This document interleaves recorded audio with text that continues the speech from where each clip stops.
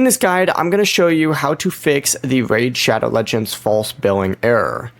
This is Aiden from JustBoz, and before we get into this guide, make sure to like the video and subscribe to the channel with all notifications on. It really does help with the channel and it lets us know that you want more content like this, so we greatly appreciate it. If at any point throughout this guide you did have any questions, just ask them down in the comment section below and we can help you out further. I'm going to be doing my best to reply to every single comment down there. This error can actually appear even if you have not attempted to make a purchase. It actually occurs mainly on some Huawei devices, and it does not mean that your payment method was charged. When the message appears, tap OK to close it without restarting Raid. You should also be able to then continue playing normally. And if it keeps returning or prevents purchases, try opening up Raid on another supported mobile device. You can also install Plarium Play on your computer, sign in with the Plarium ID connected to your account, and make purchases there instead.